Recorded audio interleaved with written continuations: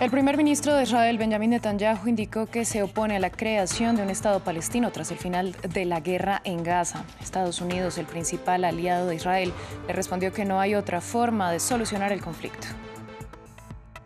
Tras el informe del fiscal general de Estados Unidos sobre el tiroteo en Uvalde, que dejó 19 menores y 2 maestras fallecidos, los familiares de las víctimas exigieron procesos penales, despidos y rendición de cuentas. El documento indica que hubo fallas en la respuesta a los hechos. La policía ecuatoriana continúa buscando a otros 2 sospechosos de participar en el homicidio del fiscal César Suárez, que investigaba la toma del canal de televisión de Guayaquil. 2 hombres ya fueron arrestados. Buenas tardes para todos, bienvenidos a esta emisión de Noticias en France 24. Soy Valentina Torres Sánchez. Damos inicio en Israel porque el primer ministro Benjamín Netanyahu enfatizó este jueves en que Israel debe controlar los territorios palestinos una vez termine la guerra en Gaza. El mandatario aseguró que bloquearía la creación de un Estado palestino y que ya le comunicó a Estados Unidos que no está de acuerdo con la propuesta, que ha sido la recomendación y petición desde la Casa Blanca. Incluso fue el centro del mensaje del secretario de Estado Antony Blinken en su última gira por Oriente Medio. Así se pronunció Netanyahu. Aquellos que dicen el día que se vaya Netanyahu en realidad están hablando del establecimiento de un Estado palestino con la autoridad palestina. Esto es en realidad lo que están diciendo. Y quiero decirles que no se trata del día que se vaya Netanyahu, sino del día que se vayan la mayoría de los ciudadanos israelíes. Durante 30 años he sido muy coherente y digo una cosa sencilla. Este conflicto no tiene que ver con la ausencia de un Estado palestino, sino de la existencia de un Estado judío. Estados Unidos es el principal aliado de Israel en la guerra y el Departamento de Estado respondió que continuará trabajando por la solución de 2 estados. Escuchemos a su portavoz. Creemos que este conflicto, como todos los conflictos, terminará en algún momento y que es necesario que haya un camino político para el establecimiento de un Estado palestino. Esa es la única manera, no solo de responder a las esperanzas y sueños legítimos, aspiraciones del pueblo palestino, pero también es, y esto es fundamental, la única manera de proporcionar seguridad duradera al pueblo israelí. Entre tanto, la familia de Kafir Babaz se reunió para celebrar su primer cumpleaños. Kafir es la persona más joven que fue secuestrada por Hamás el 7 de octubre. Las conmemoraciones se llevaron a cabo tanto en Israel como en Argentina, donde sus familiares organizaron una reunión pública. Veamos el informe. Torta de cumpleaños, dulces y globos. Todo está listo para celebrar, pero el homenajeado está ausente. Kafir Babaz está en poder de Hamás. Fue secuestrado en Israel por el grupo islamista el 7 de octubre junto con al menos otras 240 personas.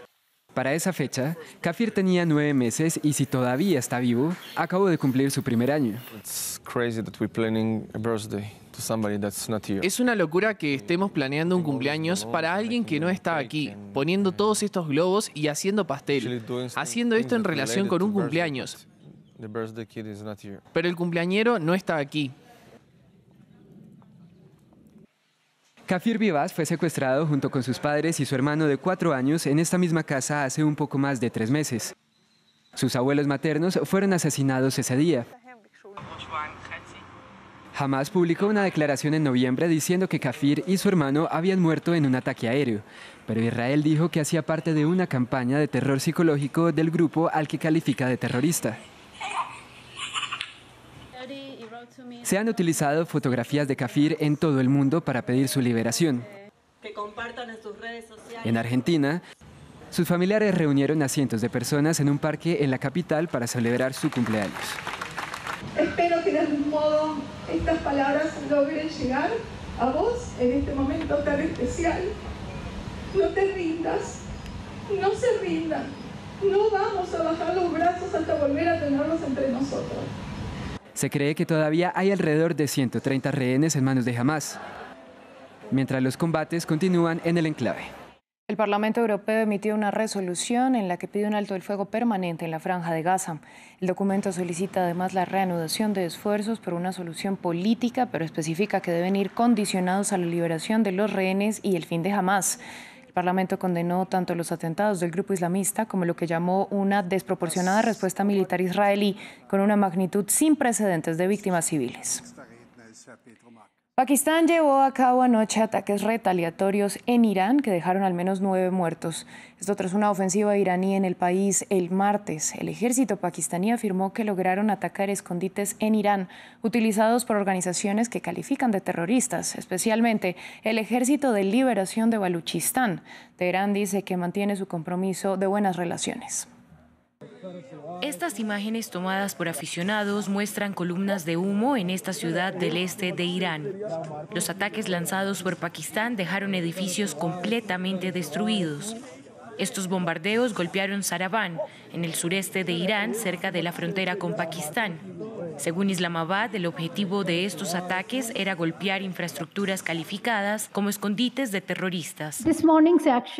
La acción de este jueves por la mañana se tomó en vista de información creíble sobre actividades terroristas inminentes a gran escala contra Pakistán por parte de estos terroristas. Esta acción es una manifestación de la inquebrantable determinación de Pakistán de proteger y defender su seguridad nacional contra todas las amenazas. Estos ataques pakistaníes, los primeros de este tipo, son sobre todo una respuesta al bombardeo perpetrado por Irán el martes por la noche, en el que murieron al menos 4 niños. Teherán había señalado que iba dirigido contra terroristas anti-iraníes de la organización Jaish al-Adl. La creciente violencia alarma a la comunidad internacional, con diferentes países que instan a ambas partes a actuar con moderación. Tuve la oportunidad de hablar con los ministros de Asuntos Exteriores de ambos países. Ellos explicaron sus posiciones y las razones de sus acciones. Nosotros, como Turquía, recomendamos que el problema no se agrave más y que se restablezca la calma lo antes posible. Irán y Pakistán son vecinos cercanos, países amigos de China y países con importante influencia. China espera sinceramente que ambas partes puedan mantener la calma y la moderación y evitar una escalada de tensiones.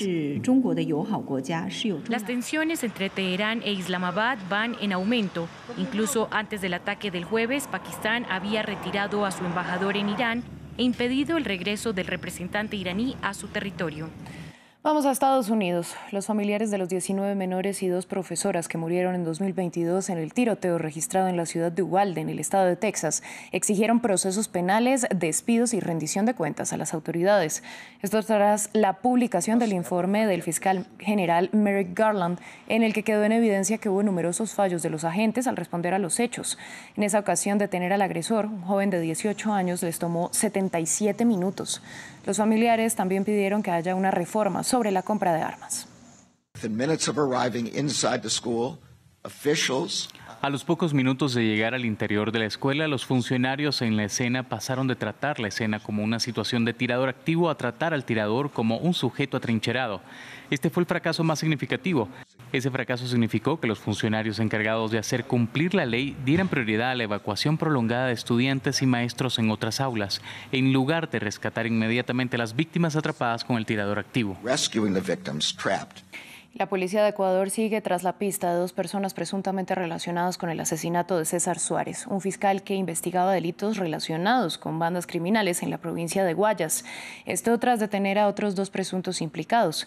Desde la semana pasada, los carteles de la droga han emprendido una sangrienta campaña de secuestros y atentados en respuesta a una ofensiva gubernamental contra el crimen organizado, lo que ha llevado al presidente Daniel Noboa a declarar el país en estado de conflicto armado interno. Cientos de soldados ecuatorianos y policías fuertemente armados entraron a la prisión de Guayas tras el asesinato de un fiscal. Las fuerzas de seguridad buscaban objetos prohibidos y mantenían el orden. Mientras tanto, la policía detuvo a 2 hombres sospechosos de estar implicados en el asesinato. A la fecha tenemos 2 personas detenidas. Tenemos uno que es el conductor del taxi, otro que es el presunto sicario. Este momento se está haciendo el cotejamiento de los indicios balísticos encontrados en la escena para poder tener la certeza de que esas 2 armas, tanto el arma larga como el arma corta, fueron utilizados en el asesinato del fiscal. La policía también busca a otros 2 sospechosos que cree que pertenecen a la banda de los choneros. El fiscal César Suárez fue asesinado el miércoles cuando miembros de una banda abrieron fuego contra su vehículo cuando se dirigía a una vista judicial en Guayaquil. Las autoridades lo calificaron como una escalada sangrienta de una guerra en curso entre el gobierno ecuatoriano y los grupos criminales. Respecto a este hecho, que nos enluta como institución, nos encontramos practicando las primeras diligencias en el lugar de los hechos con el objetivo de garantizar, como en cada caso de muertes violentas, que este crimen no quede en la impunidad. Suárez tenía la misión de perseguir a la delincuencia organizada en la provincia de Guayas, una de las zonas más violentas del país, y el sitio de una toma armada en la televisión pública la semana pasada. El fiscal dirigía la investigación sobre el ataque. Desde entonces, el presidente ecuatoriano Daniel Noboa ha anunciado un estado de emergencia de 60 días y ha declarado la guerra a las bandas de narcotraficantes, designando a 22 grupos criminales como organizaciones terroristas. Este país sudamericano se ha convertido en un centro mundial de exportación de cocaína procedente de sus vecinos de Colombia y Perú. Fin del informativo, volvemos en breve.